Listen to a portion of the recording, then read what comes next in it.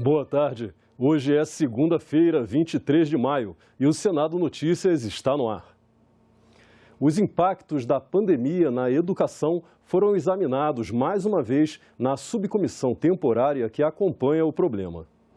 Na audiência desta segunda-feira, senadores e convidados debateram o processo de retorno às aulas presenciais e dados de pesquisa sobre aprendizagem e evasão escolar. Dados apresentados pelo presidente da União dos Dirigentes Municipais de Educação apontam: quase metade dos alunos do ensino básico no Brasil, 49,6%, estão em escolas das redes municipais, 32% em escolas estaduais, 17,4% nas particulares e 0,8% em escolas federais. A última pesquisa feita pela entidade apontou que mais de 80% das escolas já retornaram 100% ao padrão presencial. Não é só trazer o aluno e colocar na escola, é buscar o aluno e acompanhar, monitorar. Por que isso é muito importante? Porque ao estar na escola, toda uma rede protetiva vai sendo acionada e esse aluno vai sendo atendido. Uma ferramenta tecnológica desenvolvida pelo Fundo das Nações Unidas para a Infância e pela Undime, a Busca Ativa Escolar, está apoiando esse processo de retorno e permanência de crianças e adolescentes na escola. Quero chamar a atenção para os dirigentes municipais, as redes, para o uso da estrutura da plataforma da Busca Ativa Escolar, não tem custo nenhum, está à disposição. Dados do Instituto de Ensino e Pesquisa, INSPER, mostram que as duas pontas do ensino, o infantil e o superior,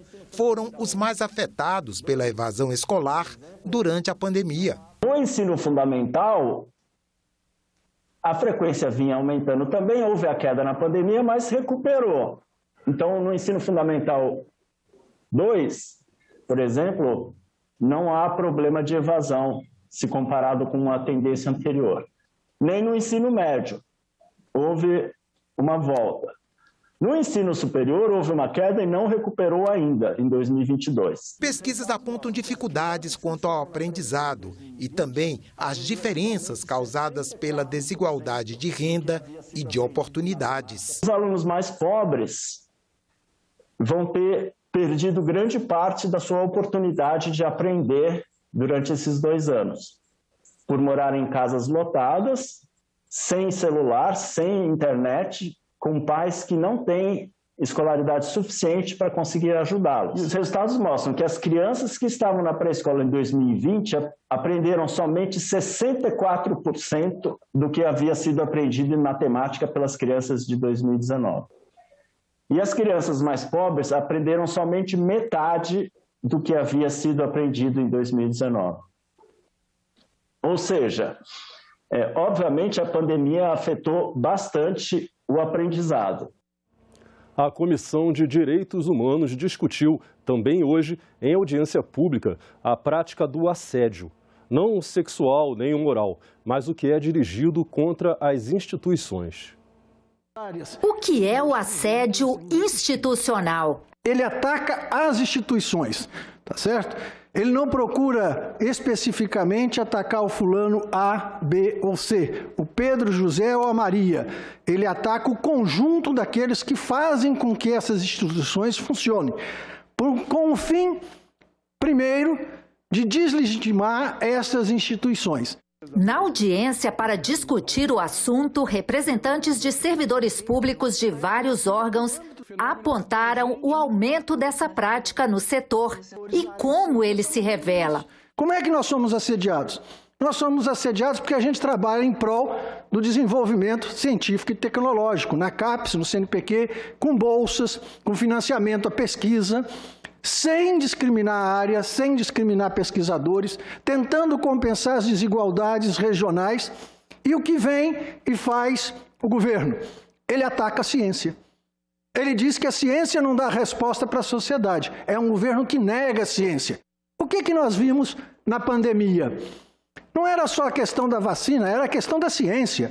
A ciência estava produzindo vacinas que poderiam ter evitado as milhares de mortes que tivemos no Brasil. A ciência estava recomendando a não aglomeração, o uso de máscara.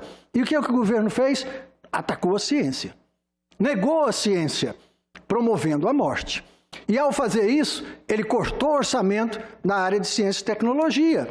Nós nunca tivemos neste país um orçamento tão reduzido para a área de ciência e tecnologia. Tem a ver com uma desqualificação recorrente que está presente nos discursos do presidente, do ministro da Economia, que fala que a gente está na idade da pedra, né, só para reproduzir algumas falas. É evidente que o caso do assédio, ele não é uma exclusividade do atual governo, né, mas ele nesse governo ganha escala.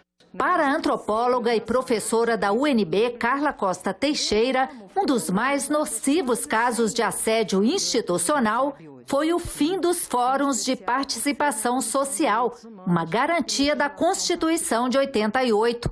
Em 2018, com a eleição do presidente Jair Bolsonaro, ao comemorar 100 dias de seu governo, ele enterrou de vez a participação social. Ele, de forma espetacular, parecia que não bastava, por decreto, extinguir essa política, ele comemora 100 dias extinguindo dezenas de conselhos e comissões. Os representantes de servidores pediram a aprovação da PEC 27 de 2021, que transforma o IBGE, o IPEA e o INEP em instituições permanentes de Estado. A proposta da senadora Leila Barros está na Comissão de Constituição e Justiça do Senado. A PEC 27, ela nasceu como uma reação a esse fenômeno do assédio institucional. Ela visa, a PEC 27, e aqui eu encerro, fornecer uma espécie de blindagem ou de proteção constitucional a organizações que são produtoras de informação e de análise e de avaliação de políticas públicas, como são o INEP, como são o IBGE, o IPEA e também a CNPq e CAPES, né, contra esse tipo de fenômeno. Está havendo uma desconstrução das políticas de Estado, né? E pelo assédio que está havendo nos próprios servidores, mas a gente sempre fala o servidor, né? Mas não é só o servidor.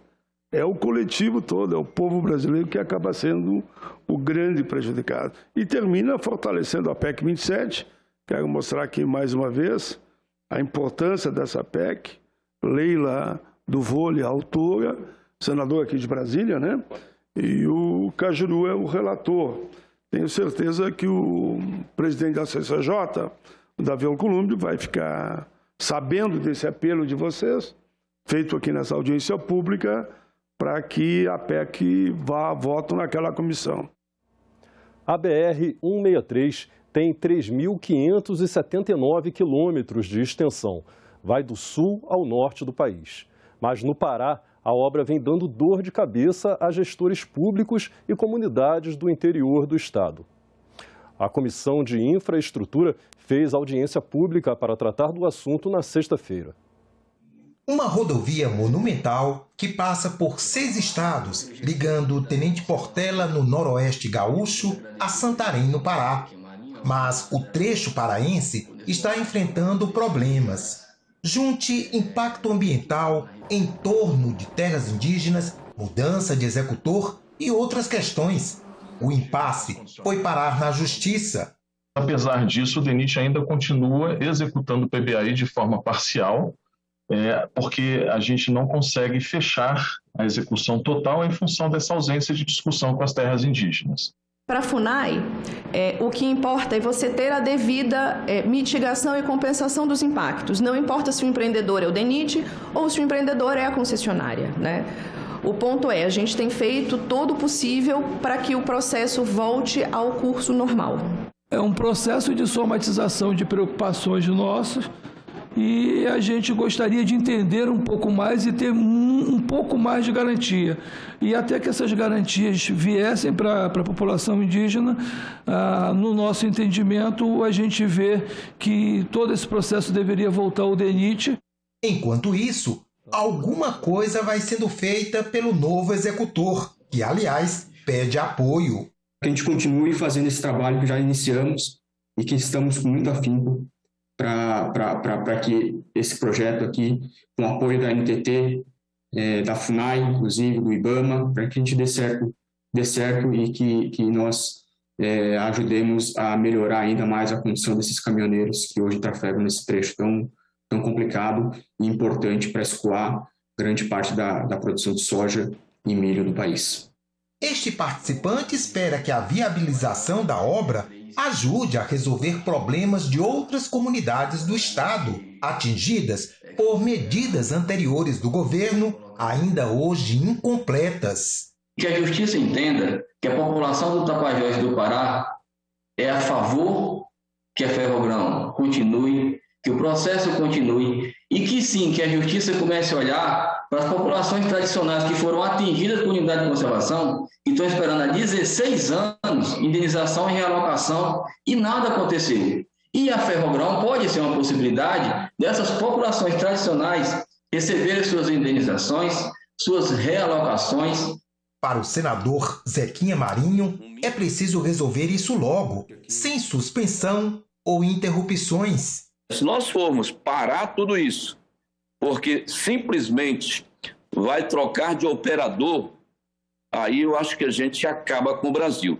Tem muita gente que diz que o Brasil não precisa de adversário. Ele mesmo já tem o suficiente para se atrapalhar.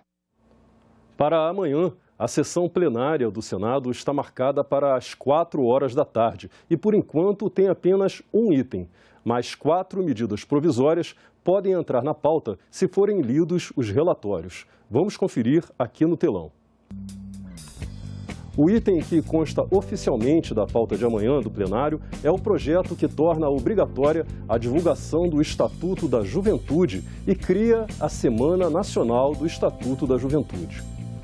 Uma das medidas provisórias que depende de leitura cria o FUNAPOL, Fundo para Aparelhamento e Operacionalização das Atividades FIM da Polícia Federal.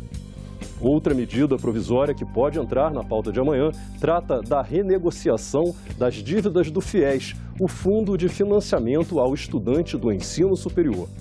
Também pode entrar na pauta desta terça-feira a medida provisória que cria o Programa Nacional de Prestação de Serviço Civil Voluntário e o Prêmio Portas Abertas. E ainda pode ser lido o relatório para votação da medida provisória sobre suspensão de concessões no caso de descumprimento de obrigações por integrante da Organização Mundial do Comércio, a OMC.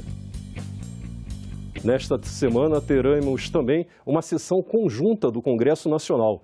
Na quinta-feira, às 2 da tarde, senadores e deputados vão votar vetos presidenciais a projetos aprovados pelo Parlamento. Como vimos na agenda, pode ser votada amanhã pelo Senado a medida provisória que cria o Programa de Serviço Voluntário para jovens e pessoas acima de 50 anos. A MP já aprovada na Câmara dos Deputados tem como objetivo diminuir os impactos da pandemia no mercado de trabalho.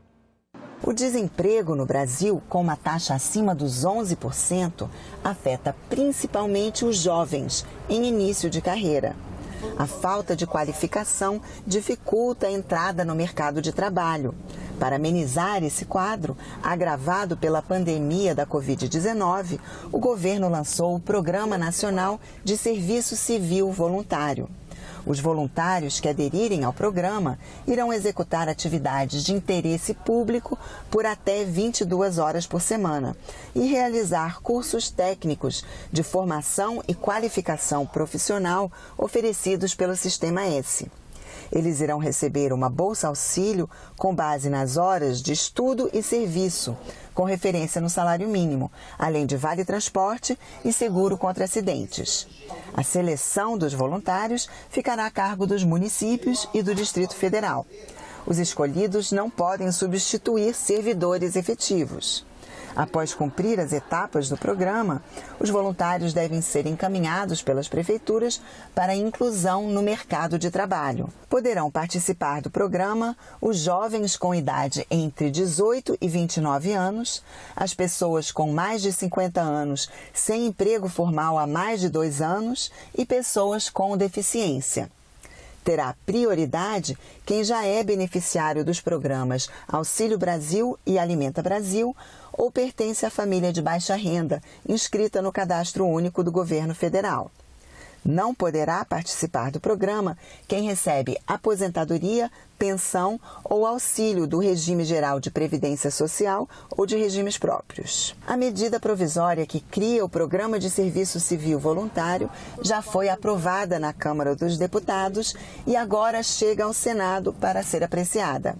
Para os senadores da oposição, o texto da MP pode precarizar as relações de trabalho. Não há dúvida nenhuma que o trabalho voluntário, nesse momento, legalizado, vai precarizar as atividades do trabalhador. E claro que os municípios vão adotar esse sistema sem nenhuma responsabilidade social. Em um momento de alta taxa de desemprego e de grave perda de renda dos trabalhadores, nos causa, claro, enorme preocupação um programa de serviço social voluntário, entre aspas, né? E quem perde é o trabalhador sempre. O mais importante é o jovem que está lá desempregado, ou acima de 50 anos, né? Que estão desempregados e que precisam realmente de um apoio. Então é melhor do que dar um programa sem contrapartida nenhuma, né? Nesse projeto aí há um trabalho, uma contrapartida, e isso melhora bem a relação, né? Não é uma coisa que é dada de graça. Então o trabalho é importante e vamos votar favorável. Outra medida provisória que pode entrar na pauta de amanhã permite o uso de recursos do Funapol, Fundo da Polícia Federal, no pagamento do plano de saúde dos policiais. O texto tem que ser votado até o dia 25, senão perde a validade. O Fundo para Aparelhamento e Operacionalização das Atividades FIM da Polícia Federal, Funapol, foi criado em 97. Os recursos vêm de taxas cobradas por serviços prestados pela Polícia Federal, multas, receitas obtidas com concursos públicos, doações, dentre outros. O dinheiro era usado apenas para pagar despesas com transporte, hospedagem e alimentação dos servidores em missões de natureza oficial. A medida provisória já aprovada pela Câmara e que será analisada agora pelo Senado permite que os recursos do fundo sejam usados também para financiar um plano de saúde para os policiais federais. O texto original permitiu o uso de até 30% dos recursos do fundo para o pagamento de todas essas despesas. Os deputados aumentaram esse percentual para 50%. Os deputados incluíram também a possibilidade de que os recursos possam ser usados para pagar indenizações por tempo de disponibilidade, ou seja, para pagar o servidor que, após a jornada regular, permanecer voluntariamente à disposição do serviço, conforme escala prévia e disponibilidade orçamentária. De acordo com o texto, não haverá cobrança de imposto de renda e de contribuição previdenciária sobre essa indenização. Os valores não poderão ser incorporados à remuneração do servidor ou usados como base de cálculo para outras vantagens. Amplia, né, os recursos para custeio, indenização, inclusive para o plano de saúde, de 30% para 50%. E cria a possibilidade de pagar as indenizações, que é exatamente para aproveitar, né, o contingente, que é pequeno, já que não houve concurso, não houve o chamamento dos concursados, para poder utilizar, né, as pessoas com trabalho voluntário, né, ou extraordinário, fora do expediente, e aí haverá uma indenização que também não terá imposto de renda e também não incorpora ao salário. Uma proposta de emenda à Constituição quer estabelecer novamente os antigos quinquênios para juízes e outras categorias do serviço público. A medida pode ser uma solução para os chamados supersalários, mas ela não é consenso entre os senadores. A proposta recria o adicional por tempo de serviço e prevê um subsídio de 5% a cada 5 anos para a magistratura e para os integrantes do Ministério Público, até o máximo de 35%. Esse adicional não faz parte do teto de remuneração estabelecido para os servidores públicos, que hoje é de quase R$ 39.300. A PEC é de 2013 e o primeiro signatário dela é o ex-senador Gin Argelo. O objetivo é valorizar a experiência desses profissionais e as respectivas carreiras. Chegou a ser analisada pela Comissão de Constituição e Justiça em 2014, foi aprovada na forma de substitutivo e foi debatida pelo plenário ainda em 2014, mas nunca chegou a ser pautada para votação no plenário. Ela foi arquivada em 2018 e voltou, foi desarquivada agora em 2019. Ela recebeu recentemente 10 novas emendas, todas elas estendendo a vantagem para alguma categoria do serviço público. Mas o texto ainda não é consenso entre os senadores. A PEC 63 ela deixa de fora os nossos defensores públicos, né? Mas inclui o Ministério Público. A justiça só funciona com as duas partes. De um lado, o Ministério Público como acusador e do outro lado, a Defensoria como defensora do cidadão que está no banco dos réus. Por que eu fortaleço tanto o acusador e deixo o defensor sobrevivendo em dificuldades? Essa PEC, ela constrange os senadores, porque nós não queremos nenhum tipo de embate com os outros poderes. Não é o momento, são 11 milhões de desempregados no país e uma discussão muito ampla. Se nós queremos realmente garantir aumento para as várias categorias, então vamos acabar com o teto salarial. Vamos ser mais honestos com os brasileiros, com os contribuintes. Acaba com o teto e cada poder dá o aumento e assume o ônus com os brasileiros da forma que achar melhor.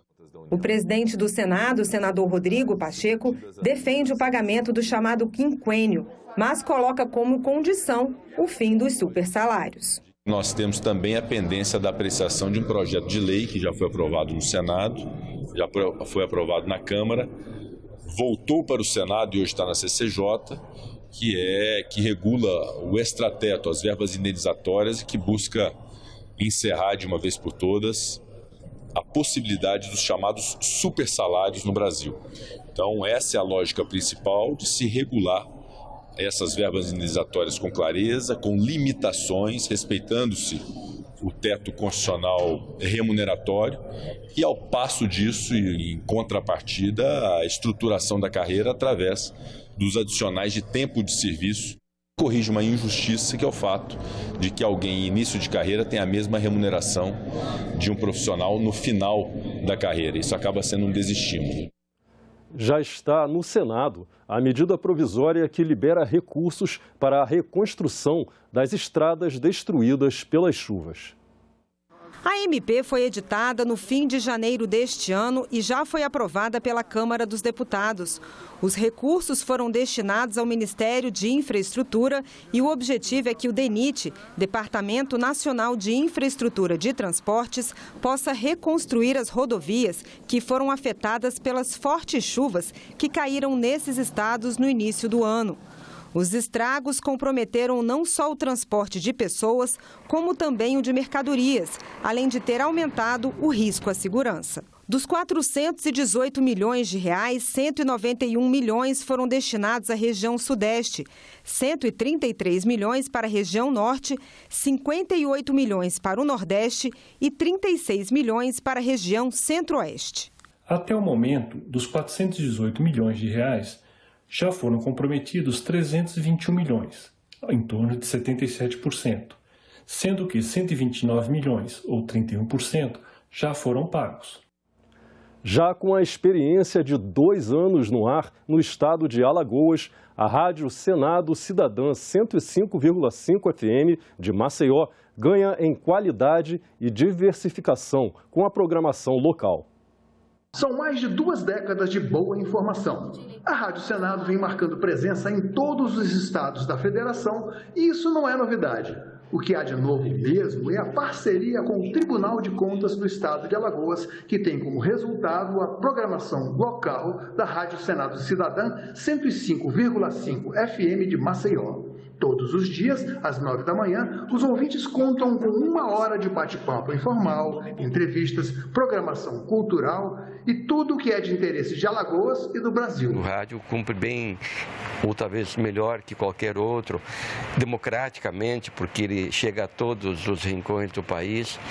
Esse propósito de a informação pública chegar ao cidadão, nós estamos casualmente comemorando agora os 10 anos da entrada em vigor da Lei de Acesso à Informação neste mês de maio. Isso é muito significativo. Então, e a emissora, a Rádio Senado, tem uma programação de muita qualidade. Então é importante saber que ela já estava, digamos assim, sendo ouvida aqui por um canal próprio e que agora o Tribunal de Contas se insere de uma maneira mais objetiva, com programação diária local. Rádio Senado Cidadã, FM 105,5 de Maceió. Tem novidade no ar. Ficamos por aqui. Você pode rever as reportagens desta edição na nossa página na internet, senado.leg.br/tv. Muito obrigado pela sua companhia e até a próxima.